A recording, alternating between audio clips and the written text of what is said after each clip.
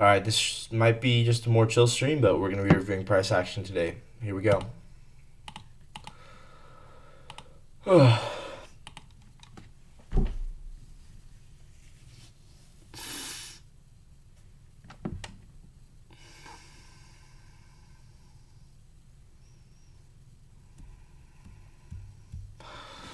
Alright, let's review price action. And who knows, maybe we'll trade Asia. If I was to take a trade in Asia or London right now, I think the draw on liquidity is still higher, but we probably need to get a Judas swing, right? So you can see this low resistant curve or 2B low resistance coming up here. So we might need to manipulate and then expand. So something like this.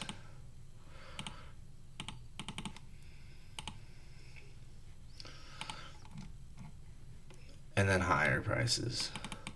Anyway, let's just do our job and review the market.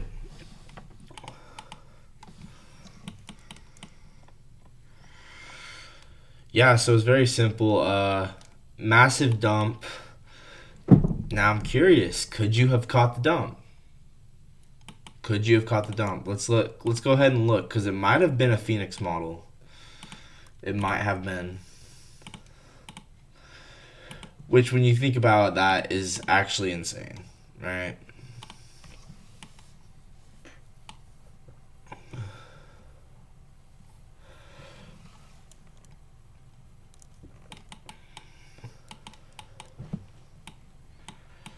So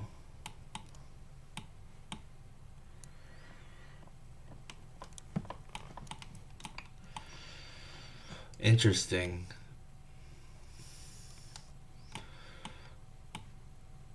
The same rejection block from before.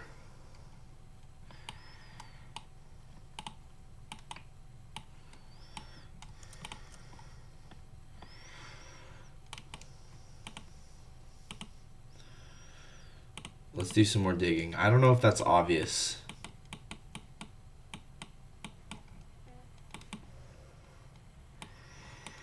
I might trade Asia. I might.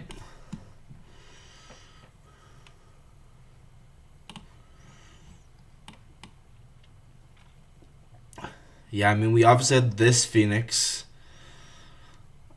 And I guess what I'm trying to figure out is if this was a Phoenix.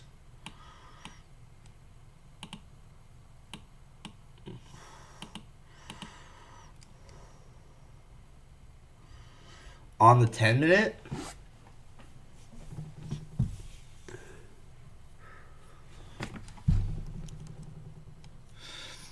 Yeah, it looks like this was a 10-minute Phoenix. Hey, what up, BLJ? I'm just moving along, man. Moving along. It's a chill stream here. I need to be more consistent as always, but I am trying my best. So, but I mean, I know this is the 10-minute time frame, but this is still Phoenix.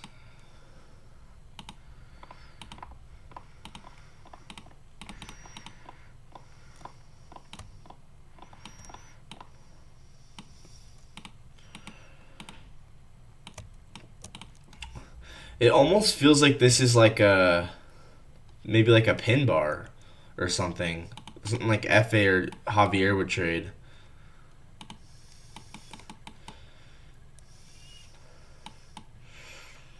This might be a pin bar. Hold up.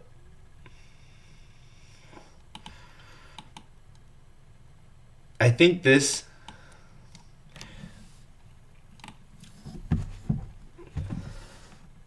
I think this is a pin bar. Let me ask.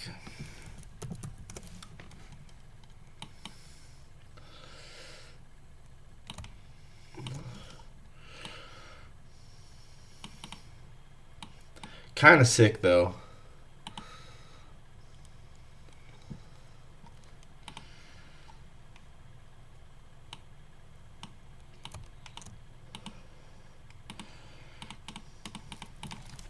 I'm gonna start back testing pin bars because I think that, I mean, they obviously work pretty well. Javier's doing incredible on the leaderboard, so I want to back test them.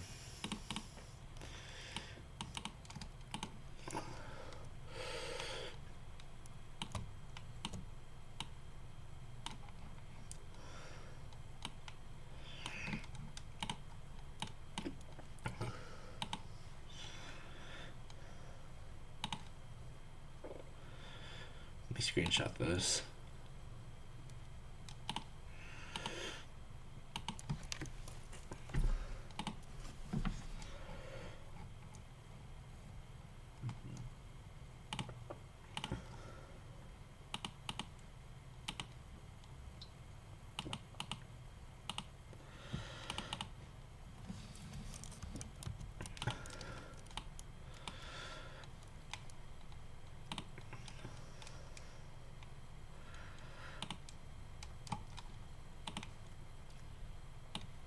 But it's also kind of an order block, isn't it?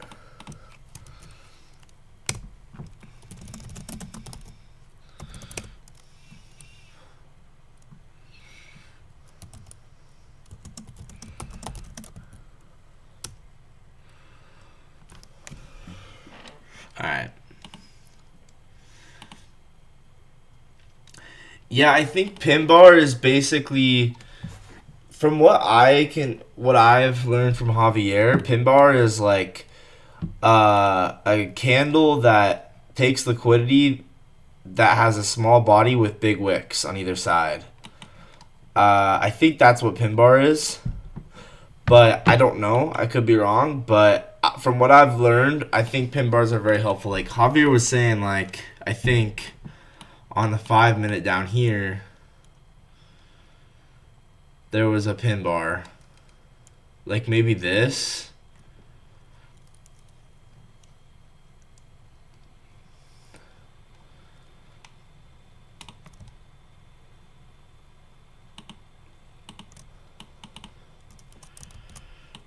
Like that might be pin bar.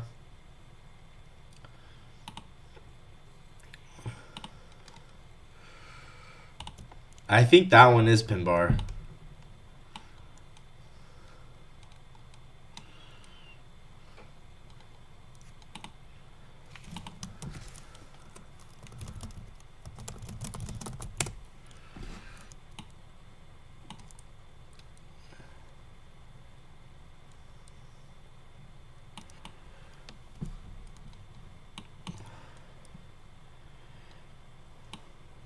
I think I'm starting to get pin bars a little bit. Like this one too.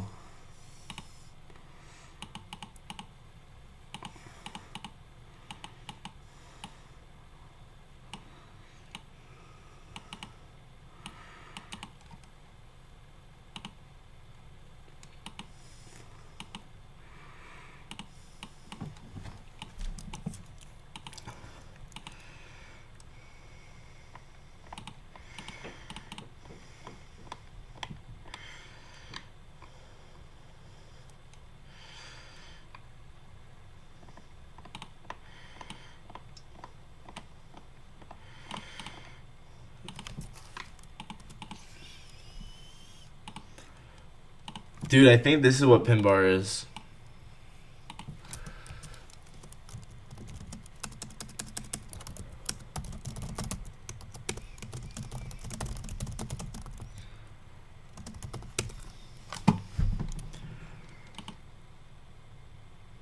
I guess pinball looks like pins. Yeah, I think it's just a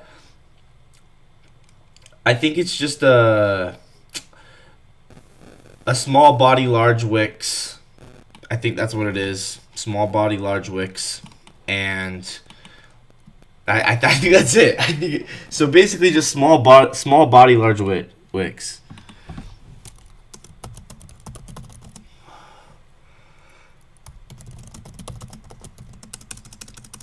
So body, large wick / wicks. Yeah, I get it. I get pin bars. I don't even need to ask him, bro. I get it now. sometimes you just got to make your best judgment to understand it, and I get it.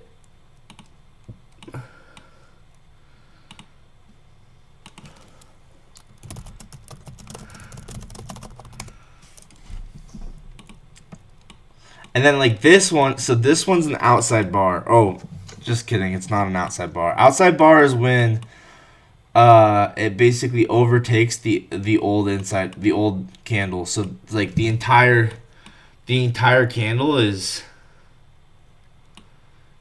completely so if this candle was just a little smaller, this would be an outside bar. So like let's say that this was only right to there. When we get this candle right here, this is an outside bar because it completely engulfed either side of the previous candle. So like let's try and find an example of an outside bar like this. This is an outside bar right here. Dude, I'm starting to get it, bro. So this right here is an outside bar.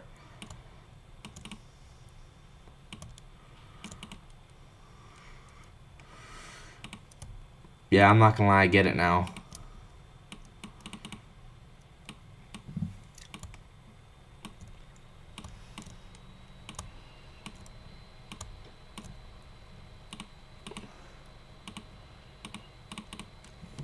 So this right here, this green candle is an outside bar. And you can see how we went higher off of that.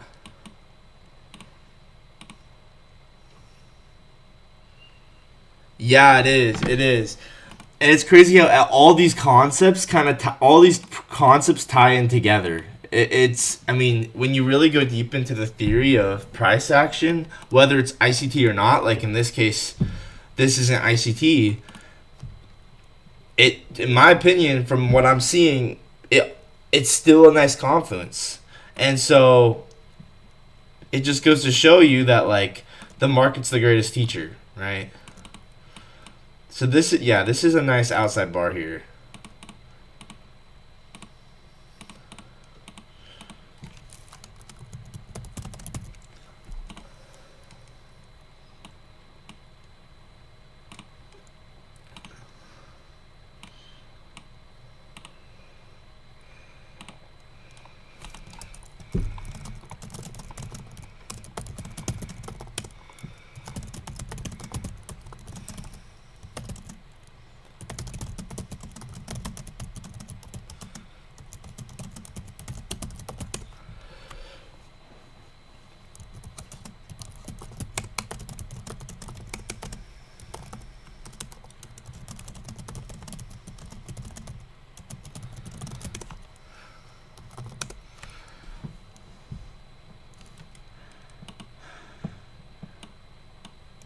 Nice confluence.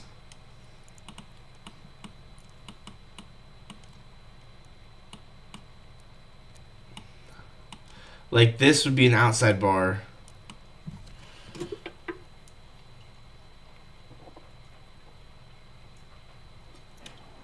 I'm pretty sure. Any trades today? I took 2 amazing trades on the leap. Dude, it literally seems fake. The trades I took on the leap literally seem fake. They're so good. It's actually kind of crazy. Dude, I was cooking on the leap all night. Wow. On the leap I caught whole leap, bro. On the leap, I think I caught 7R, 7R, 2R. My last 3 trades have been 2R, 7R, and 7R. That's insane, bro. Yeah, so this is the trade I took today on the leap. Unfortunately, not my real account, but you know what? I'm working on it. But you can see how we have a rejection block here with S&T. So this is Phoenix. And what gave me conviction was that we also had high time from S&T with that high. And we were delivering from an N-Dog. So you can see there's an N-Dog here. And there's a 5-minute inversion for value gap, and I'm gonna make a video. I'm gonna try and make a video today. Market recap. Highly recommend you guys watch it because I think it's gonna be super valuable. But I've learned over time that when we get an inverse for value gap against a Phoenix model, so you can see here's the inversion for value gap on the 5-minute. When we get an inversion for value gap against a Phoenix model, this is one of the biggest traps. This is how they get you. You see the inversion, you're like, oh, this is awesome. And then you go down to the 1 minute and you realize, oh, it's just a Phoenix. It's just a Phoenix model. And yeah, I'm gonna make a video on this later today, but crazy. So then I caught this as a 7R.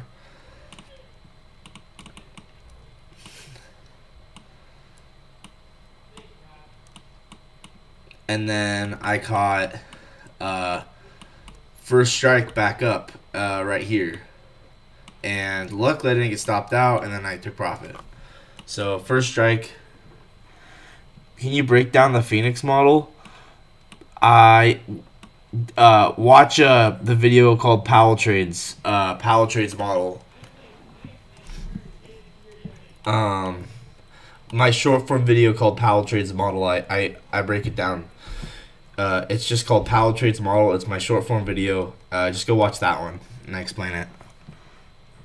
And not really. I didn't really create it. Like, everyone has a different name for it. It was just the first name that I found associated with the rejection blocks, so I just started using it. And I don't know, it's kind of sticking. So, but at the end of the day, it's just rejection blocks.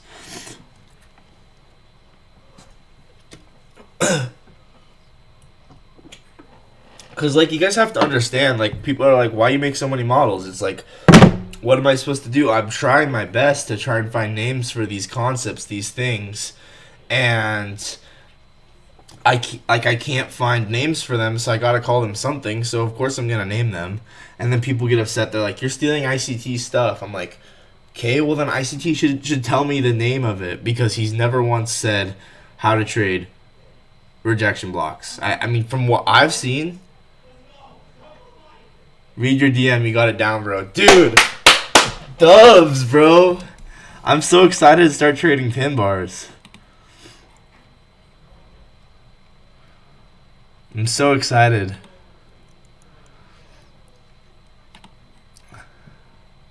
I am so excited to start trading pin bars. I'm really actually starting to get it. Yeah, so like, how do you even think of these names, bro? Yeah, some of them are. I have a help from ChatGPT. Like, I'm not even gonna lie. I'll just go. I'll just be like, I need a name for this model, cause I need to call it something. And yeah, but yeah, there's Phoenix, and then here's first strike. So you guys might be wondering, well, how did I catch that? Well, you can see we had a first presented for value gap from what's a pinball. Oh my gosh. I'm gonna have to make a video on pin bars. I don't know if I'm gonna explain it in this video or right now, because I think we gotta start back testing here. Whoops, that's not what I wanted to do. Pin bar is basically small body, large wick, or wicks on either side. That's a pin bar.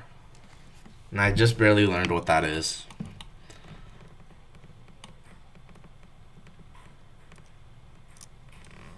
That's awesome. That's awesome. I love that. Yeah, so a pin bar is like small body. Fine. You know what? You got me. I'm going to explain pin bar. I'm explaining it. Pin bar is small body, large wick or wicks. So it could be just one wick. It could be both wicks. But yeah, and then usually we'll come down, come back up. Usually, ideally, it sweeps out some liquidity or something. Like, let's say this one has the the big one, right? So we'll sweep out some liquidity here, and then it's a small body, large wick, and then, so let's just say this is some old liquidity sweep here.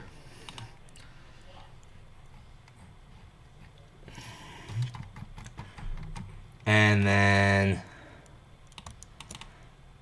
then we push down into it, come up, we back test it, and then usually you just target 2 projections of the pin bar, so like this, like 2 projections, so bang, bang, bang, like that. Yeah, pretty sick. And then outside bar is, anyway, I'm not gonna explain that. You didn't ask. I can't explain everything. I gotta make a short form video on it later, but yeah. Oh yeah, I was gonna show how I caught the other trade. I might just do that in the market recap. Okay, fine, guys. You know what? I'm gonna explain it. So we had this old first presented for value gap right here from Tuesday. So you can see it's brought over all the way from Tuesday. Dragged this all the way over. Bang, first presented for value gap. And then now you know that that's there, so let's get rid of this. So here's the first presented for value gap from Tuesday. And then we look for a line time frame change in state off of it. So, oh my, that's not what I wanted. And what I'm realizing is a line time frame change in state could also be a line time frame inversion for value gap.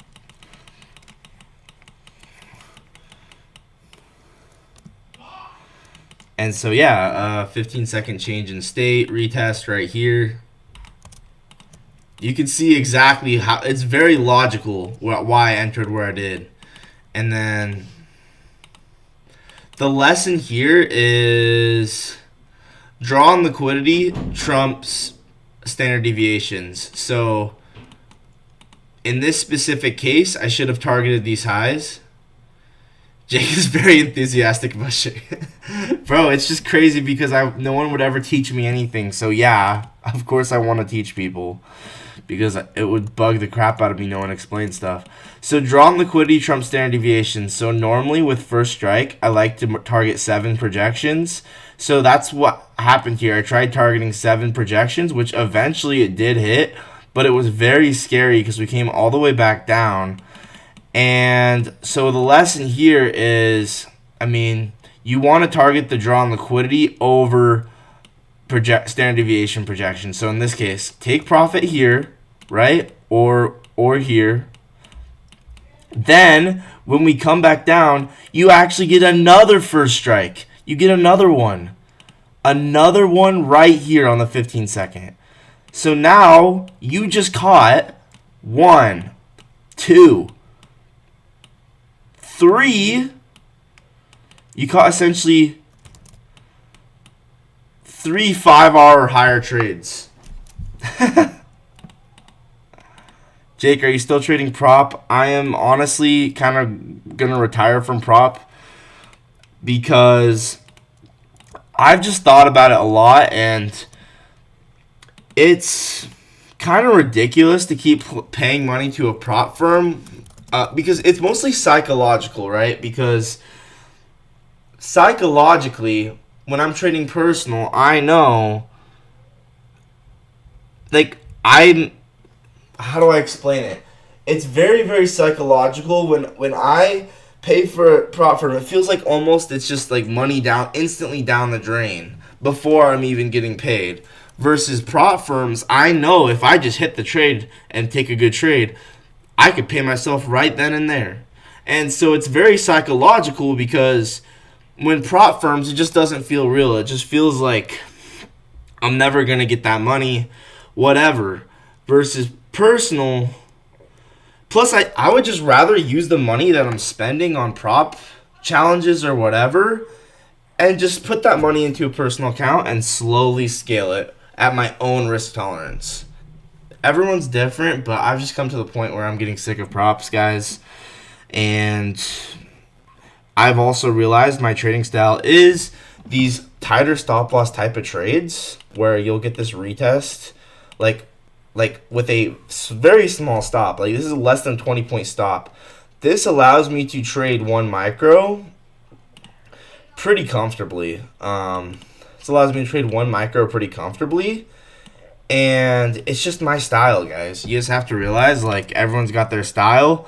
If you're a high time frame trader, you're not really going to be able to trade personal. But because I'm maybe a low time frame micro scalper to get in on the higher time frame moves, I'm much more willing to take these low trade on personal, because I know I can just, once I can get in on one micro, I can start expanding and scaling from there. And so that's kind of my logic behind it is I don't want to have to deal with props. I don't want to have to deal with them. It's just it's expensive, and I just feel like I'm instantly losing that money versus if I put it in a personal account, it feels like it's my money that I'm compounding and growing. Oh, yeah, exactly, BLJ. That's exactly right. And it's just like, I mean, it's just for my personal style. Like, if you're a high time frame trader taking a 1 hour change in state, like, this probably wouldn't be very possible because obviously you can't have a stop. Like, or the stop loss on one micro is going to be like $200, $300, $500. That's obviously not possible for a high time frame trader, but since I'm like a micro scalper, I can take these low time frame trades on with one micro, and then I can slowly start scaling away from that. I'm excited for Jake. Yes, sir. Let's go, Javier. Dude, I'm excited for me too. I'm excited. It's a new phase, and I think this is kind of what it's always led to. Like, I think prop firms are honestly kind of just, I mean, it's good for certain types of traders. It's just not good for me. It's not good for me. It's just like some people like to prefer to go to the grocery store, and some people like to grow their own food. Or I don't know, that's a weird analogy, but like I prefer to be self-reliant, and like I don't trust props. I hate paying them every month. I just want to slowly, I want to know that money is growing in my own account and not just instantly gone once I pay the fee. These are just the reasons why I would rather trade personal. But anyway, we gotta move on. But yeah, I hit. So this was 7R. This was 7R, and so you might be like, what was the trade? I just held it, bro. I held it. I kid you not. I don't know how I didn't get stopped. But this was 7R, and then I hit a 2R last night off the 15-minute IFG. And, bro, I just keep messing up on my real accounts, but it's whatever. I'm trying my best. So, okay, we should move on. So, we need to actually review price action for today.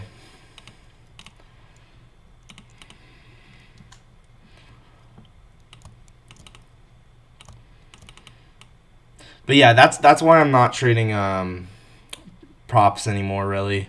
I mean, I still have the top steps for one more month, so there's an off chance that I go ham and I pass all of them, and then maybe I'll just continue, but I don't know. I really don't want to.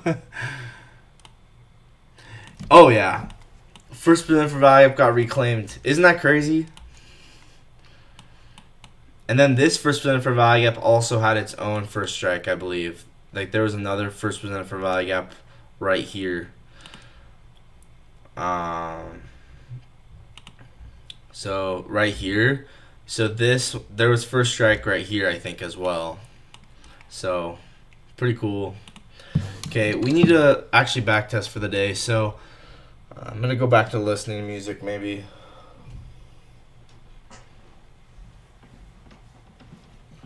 I'm gonna plug my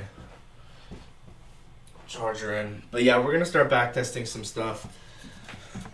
So I think this was, I don't even know if I'm gonna journal this 10-minute thing because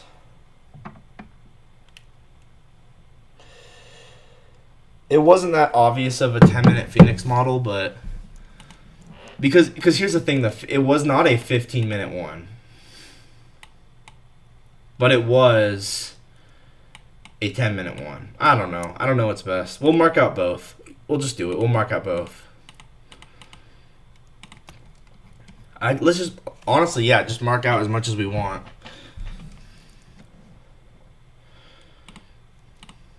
So, rejection block takes liquidity with SMT.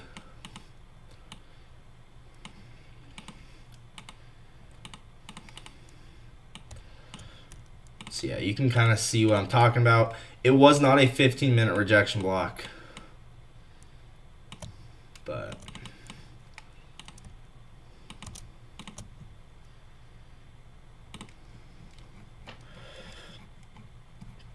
once again, I don't know if I'd take. I don't think I'd take this because it's not super. The 15-minute wasn't there, but I'm just observing it, I guess.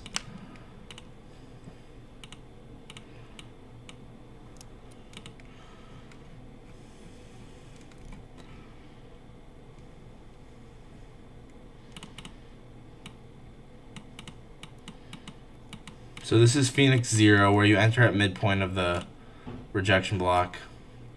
When are rejection blocks valid? The best ones will be when they sweep liquidity with SMT.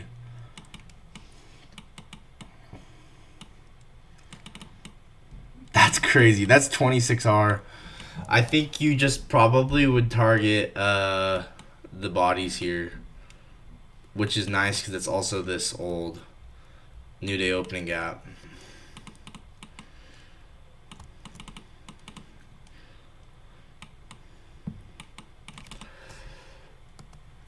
Whoops.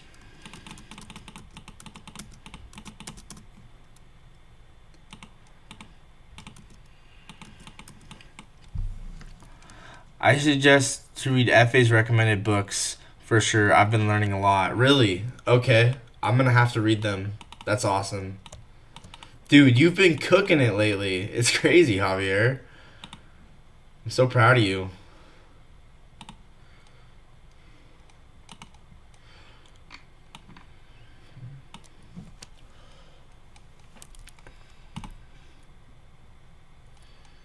Alright. I didn't journal at all yesterday or backtest. So we'll have to do that maybe on the weekend. So this is Phoenix 0, meaning entering at the midpoint of the rejection block at 850.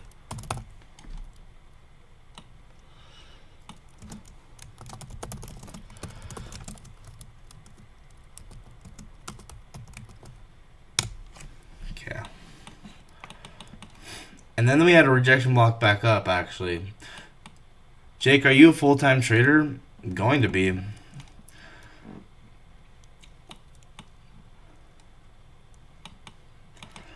still working on that. Because, unfortunately, I do mess up a lot on my real accounts. But I do think I will be soon. I really do. See, yeah, look at this. Look at this. So, remember, FA was in the, what's it called? FA was in the Discord calling me out saying, when does that ever happen? When do we ever go from the rejection block to the fair value gap? FA, bro. Rejection block, fair value gap.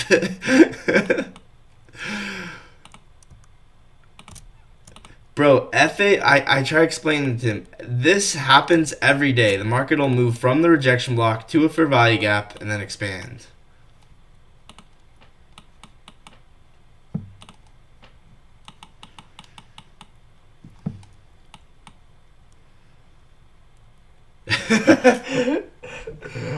Thanks, BLJ. Thanks, bro.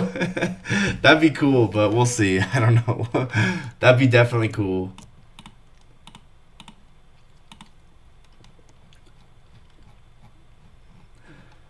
But yeah, bro, I'm just all about just finding the truth. And I think if you just keep seeking truth and you just never stop, and that's a good way to be successful. So yeah, from Phoenix Entry, we have SMT. Once again, this rejection block took liquidity, meaning it's valid, and we might have had a low time from SMT as well. Yeah, we do. So we had stacked SMTs.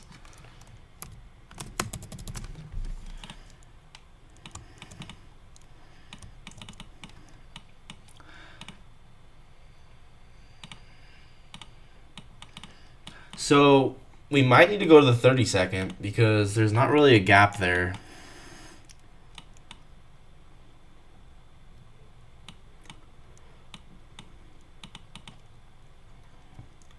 Yeah, there's not real. You know what? There's no. I'm not gonna try and force there to be a fair value gap if there's not one. But there was definitely a Phoenix at the bottom here.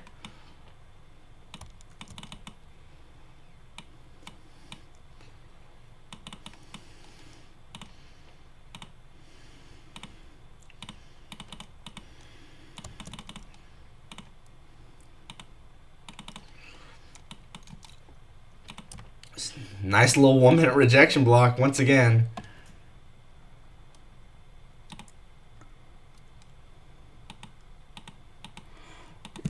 I need to read those books for sure. Maybe send them to me and I could put a spot in the Discord for like books if anyone wants to check out like make like just a specific section of the Discord for like books you can buy that are good. I don't know. But yeah, send them to me too because I want to see them.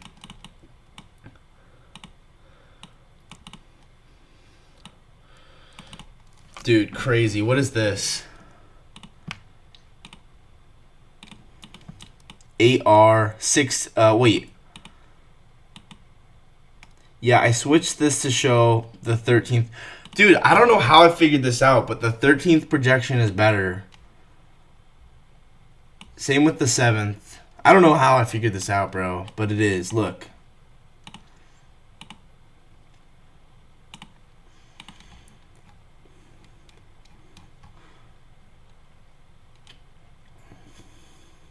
I don't know if that's actually true or not. I'm still learning, so I don't know if that's true. I might just be saying crap, bro. Let's just say let's just be normal and say we targeted this high. Yeah, I don't know if that's factual. I might just be making stuff up. But sometimes you just fake it till you make it.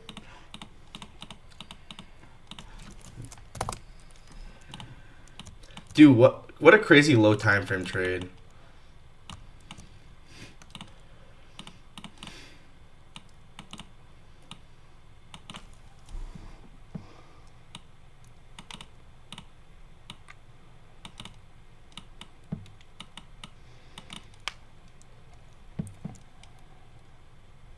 So, did I go over why I knew that Phoenix model was likely to work? Did I go over that? I knew this Phoenix model was likely to work because it was going against the inversion. The inversion closed into a Phoenix model with SMT at an end dog. So I was just like, okay, I don't think this inversion's going to work. And so I was just like, this is going to be a trap. And then I faded it, and then that was exactly what happened. So I could show you guys that if you want.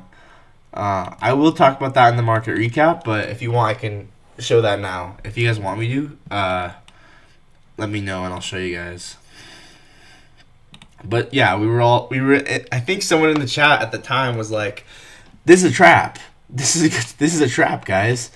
And they were absolutely right, and I figured it was a trap as well.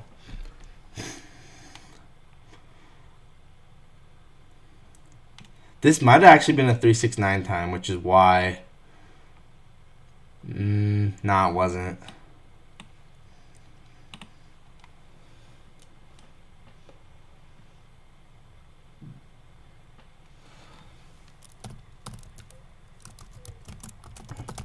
$9.53 Phoenix on the 1 minute.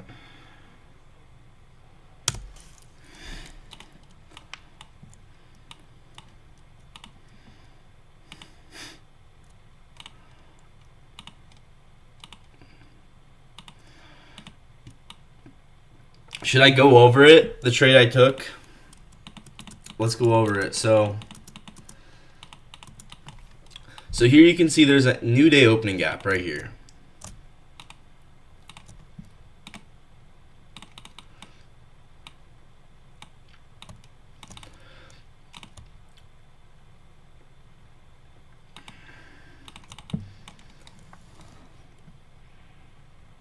Or should I go over it?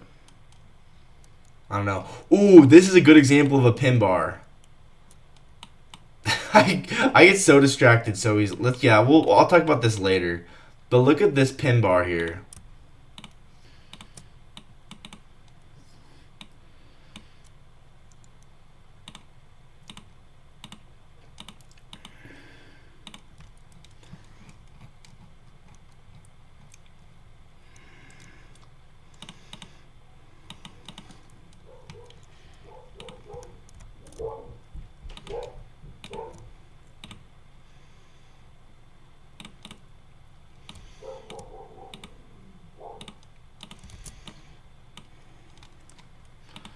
It's nice because it kind of takes out this low.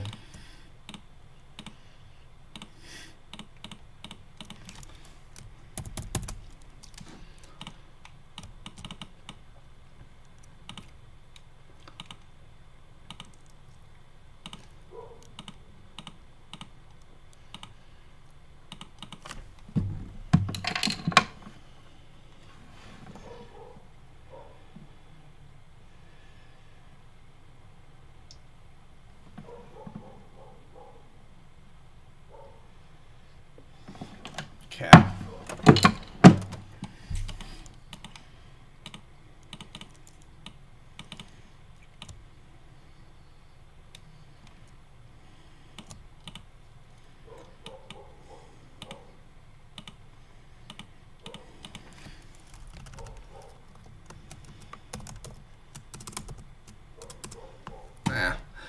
It's fine.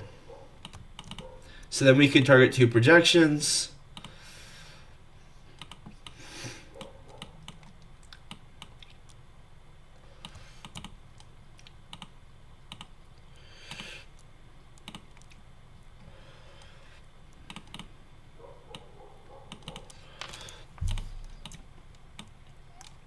You could even target the end dog. Actually, I like that better. It's just really obvious because the new day opening gap is right above these highs, so you know that this is a good draw on liquidity.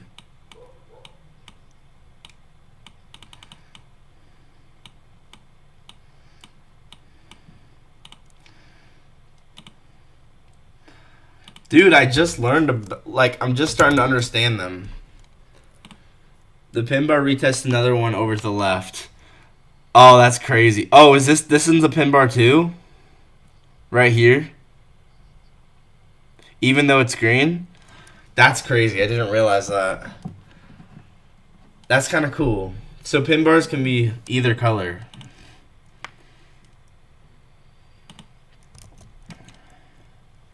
That's sick. See, I would target the end dog here. That's sick, Javier.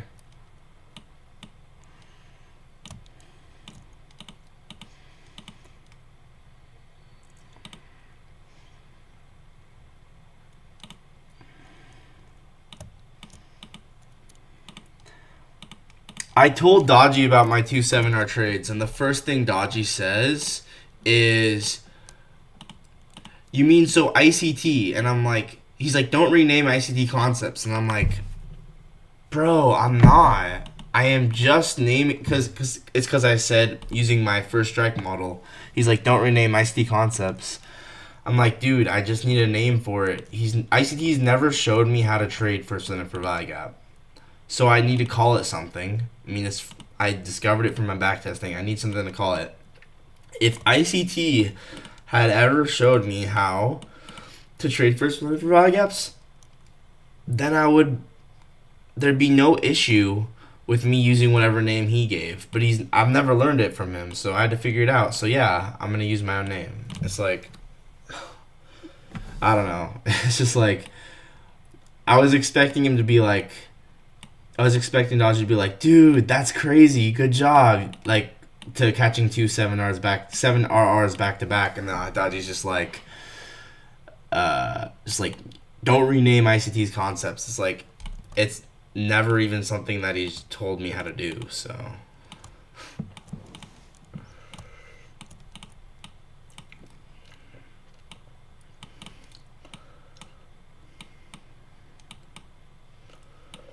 That is so clean. That is so clean.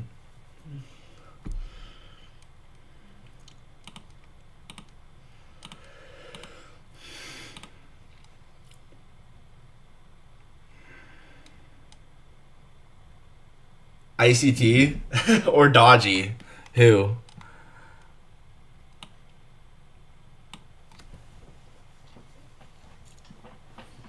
Oh, I should have. Do you know Dodgy personally? I just DM him and he responds to me. So, whatever that means. One day I just started DMing him and he just responded. Surprised he still responds, but I don't know. That's how I learned a lot about inversion for value gaps, so I'm grateful that he did, but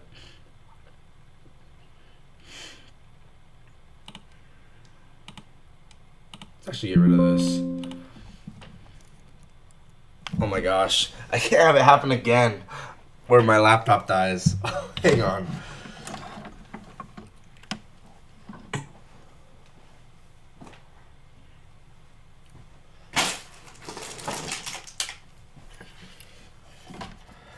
Yeah, man, I think, dude, every day I just get incrementally better. Like, learning about pin bars, outside bars. I mean, these are things that even me 2 weeks ago didn't even really understand. And now I'm just a little better because of it.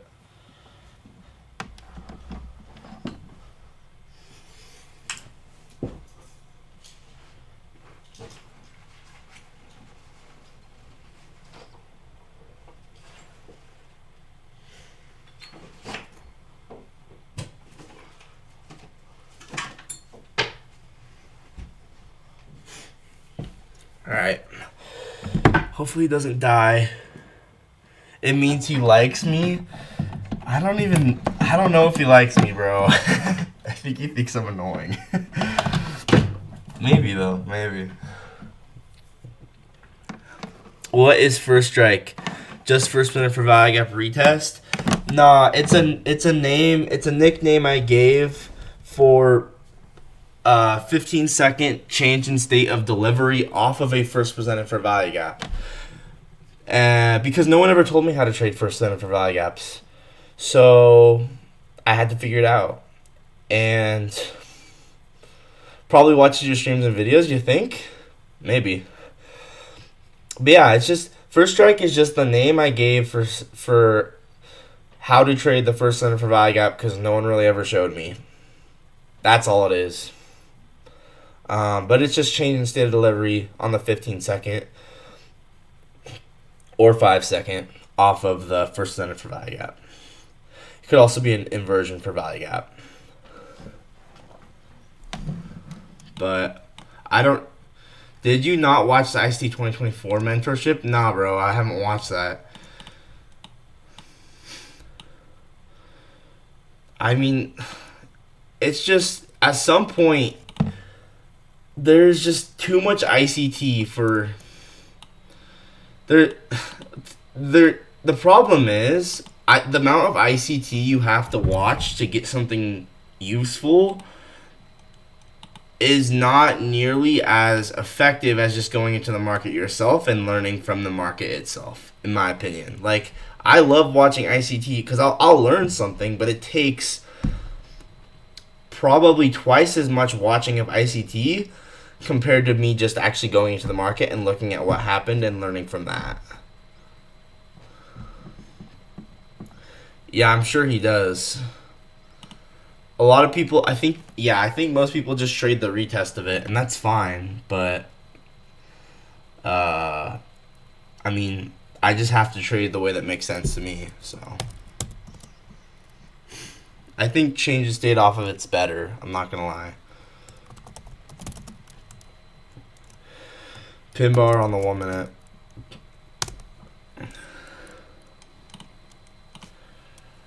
But yeah, I've watched most ICT stuff, probably. And I would consider this a 2022 model because we sweep out the low.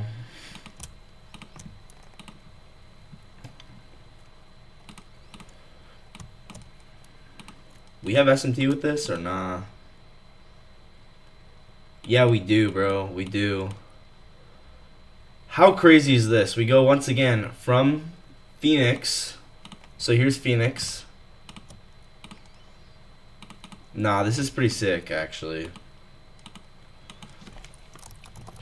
So once again, where's FA when I'm trying to explain this to him? This happens every day, bro.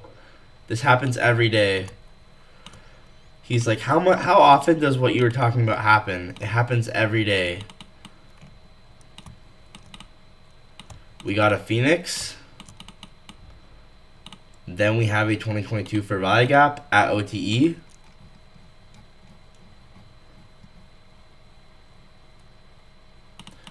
So first the rejection block, then the 2022 for value gap.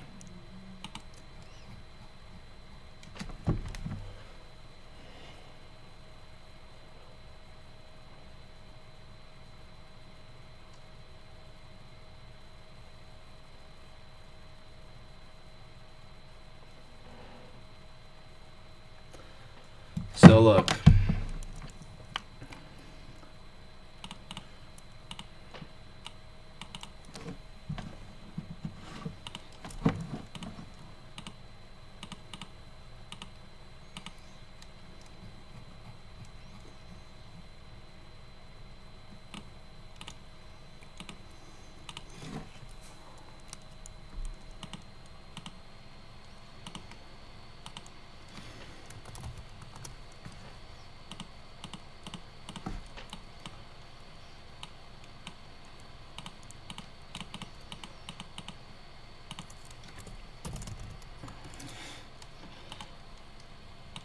I honestly think what I told FA was a low estimate of how many times a day it happens. Like, it's crazy how much it repeats itself. We go from the rejection block, and then we have this placement. We go to OTE.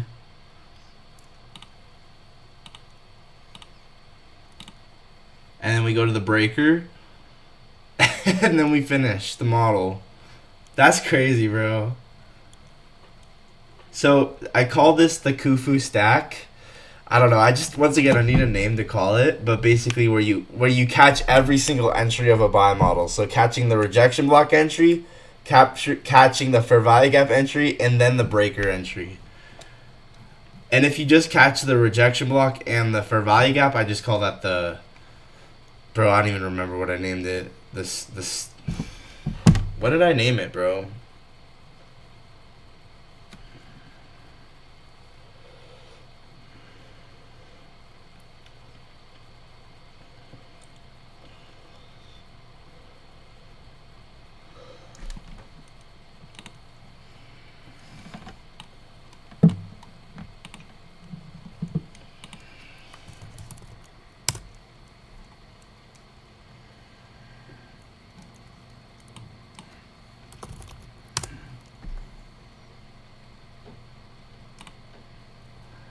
The DJOSER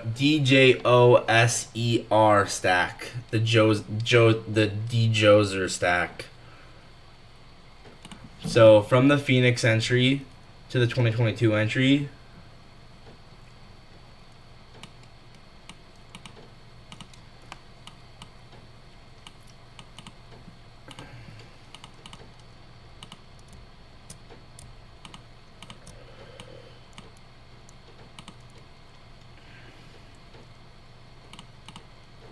So you only trade three models. What I trade is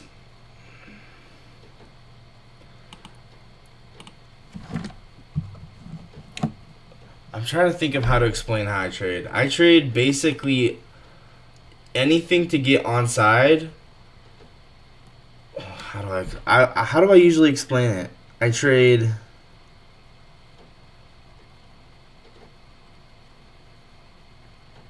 How do I usually explain it?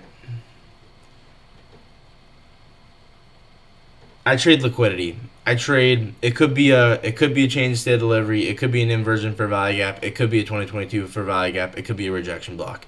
From those four core I can't speak types of entries, there becomes this giant tree of possible ways to take a trade using like a change in state of delivery, using an inversion for value gap, using a fair value gap, which is the 2022 model, and using a rejection block. But it just creates this giant tree of possible models. So I have a ton of models, but it all comes back to the core, like either change in state, inversion for value gap, or a rejection block.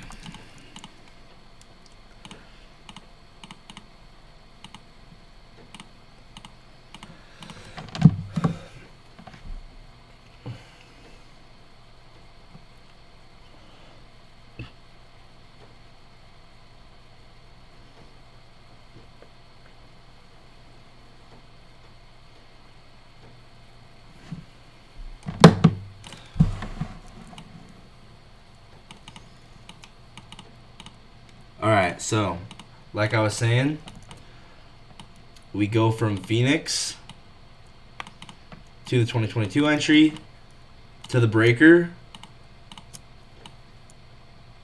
to the high.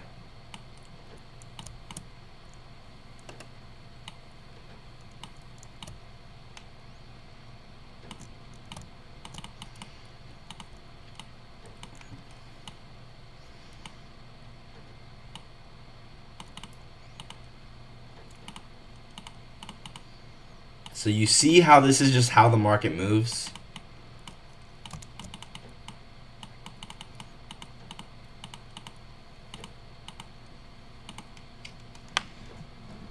I would love to see if this fit inside of a dealing range, because that would just be so sick.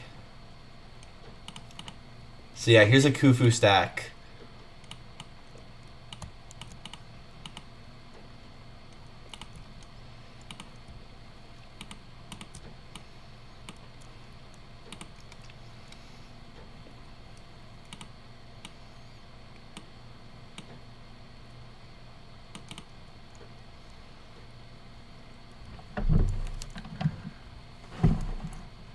Okay, sounds good, Javier. I hope it does, bro.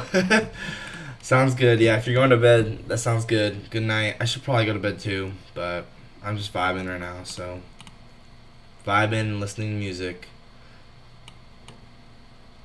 Yeah, guys, this is crazy. So here's exactly how I would execute this Khufu stack.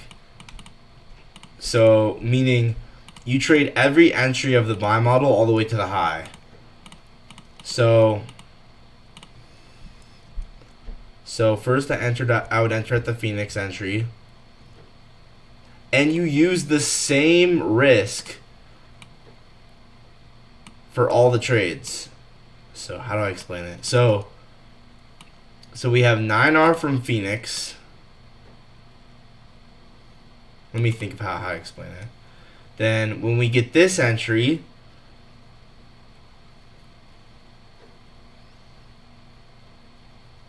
we could make a better way of explaining this. So this is like 3R, and then final one is like 1R. Dude, how crazy would it be to catch this? The Khufu stack, bro.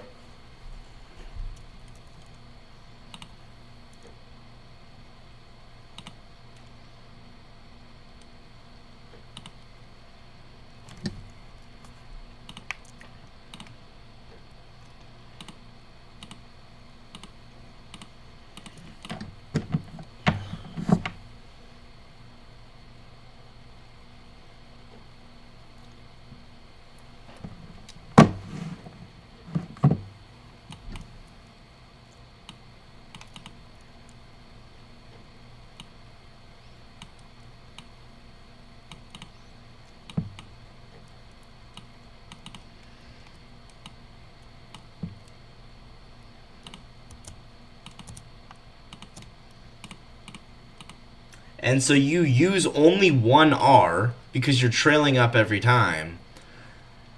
And using that one R, you end up getting 9 plus 4 plus 1.7. You end up getting like 15R out of 1R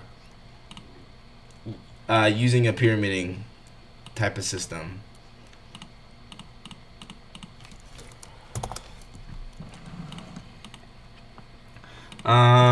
I trade Asia sometimes. I like trading Asia. Maybe I should trade it. I trade Asia if it looks good.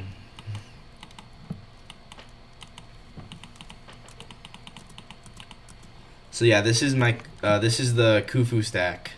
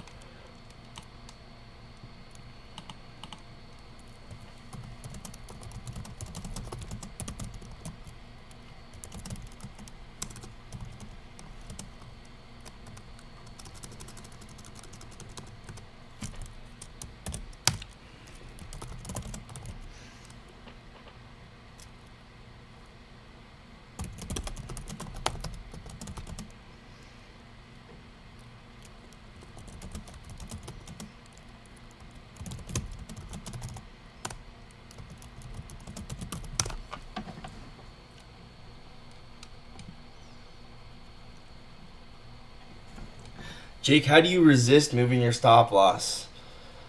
Because I'm numb. I'm numb to losing. I'm so numb to the losing, bro. You don't know how many times I've lost. It's just you get to the point where you're just like you just trade how you're supposed to. You have no you have no emotion. You're just like I'm just here to show up, do what I need to do. That's why. I mean, that's how I do it. But it just gets exhausting. Like you just like every time you lose because you didn't follow your rules, it adds up. It adds up. Now I will move my stop loss as long as it's as it's supposed to be. Dude, this is such a cool trade. So I'll show you guys exactly how you execute this. So here's the entry, the initial one. Stop loss goes here.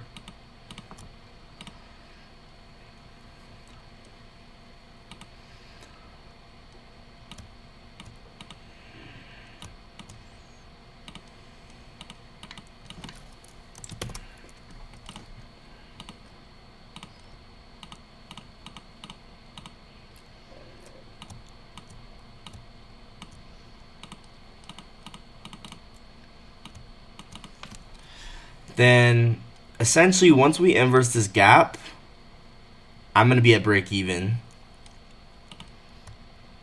I'll definitely go break even here.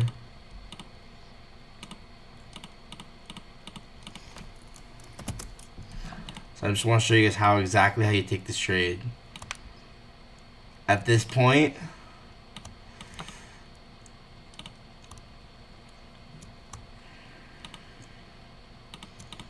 here, let me think. And then here's the next entry. Hold up. I'm trying to think of how you do this. Not how to do it, but how to visually show it.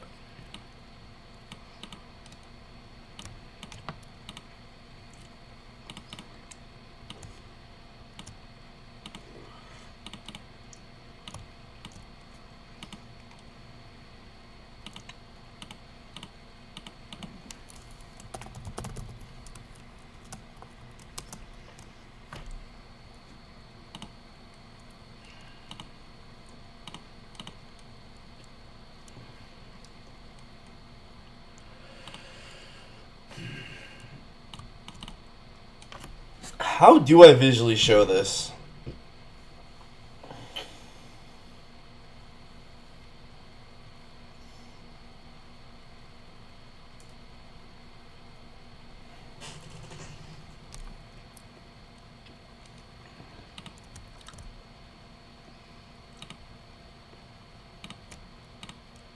Okay, we'll go like this.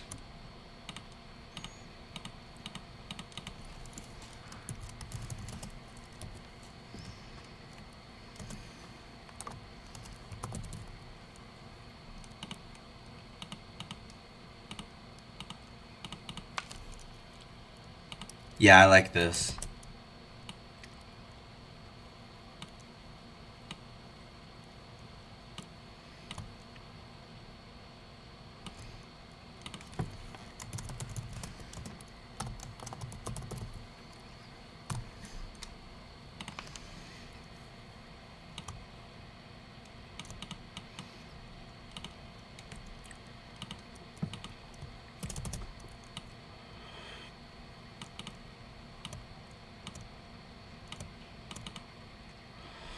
You guys starting to see what I'm talking about?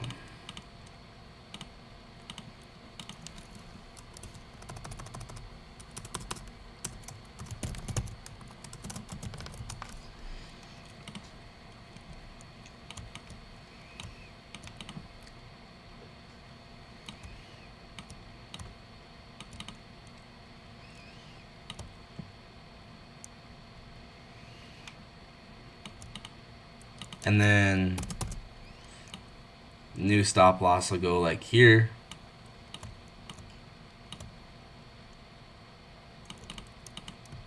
And then new stop loss will go here.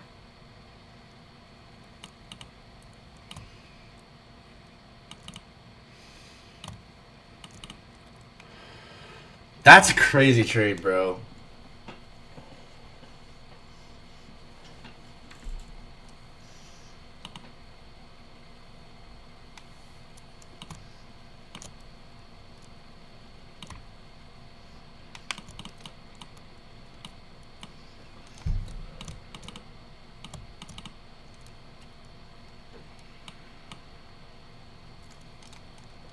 I would love to see if this fit in the dealing range.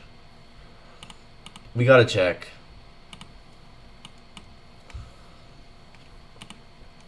If this fits in the dealing range, gold block is king.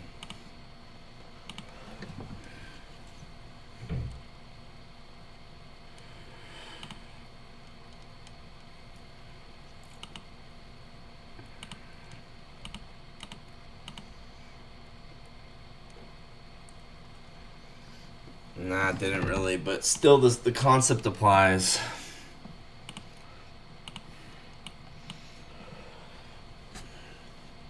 Oh, frick.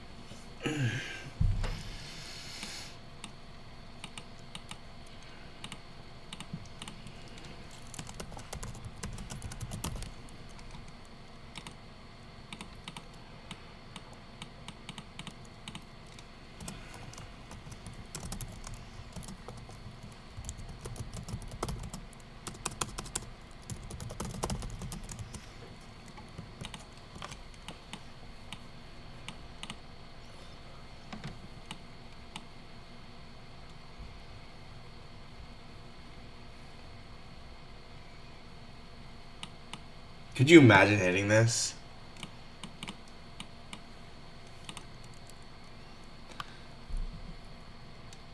How should someone start backtesting if they don't have a model yet? That you just start, bro. Just look in the market and see what happened that made sense to you.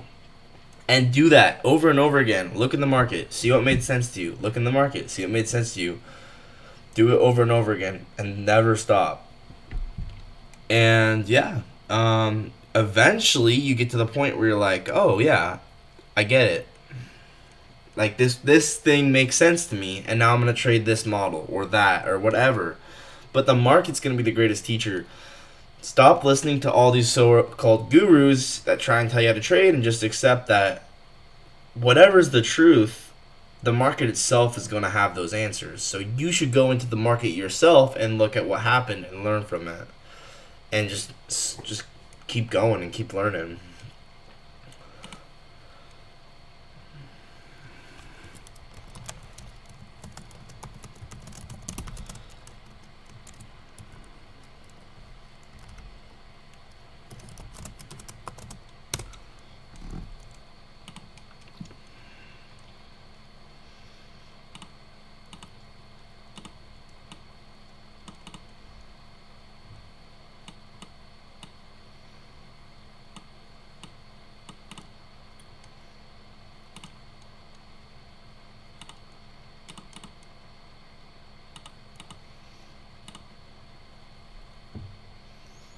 What a beautiful trade.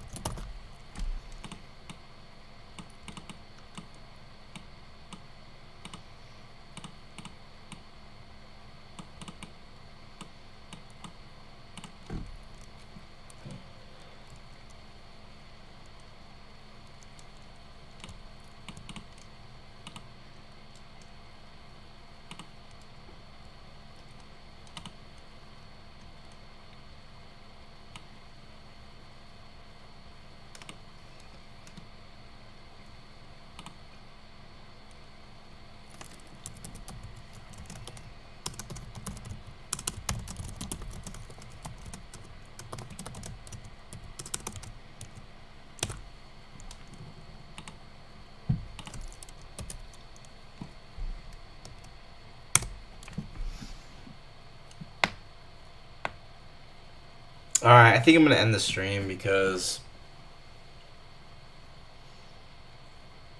well, I want to keep back testing, but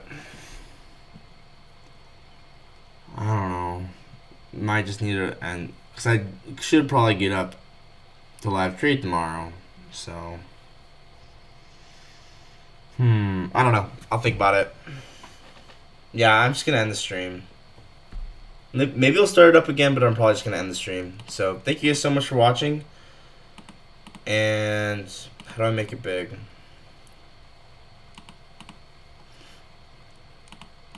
Anyway.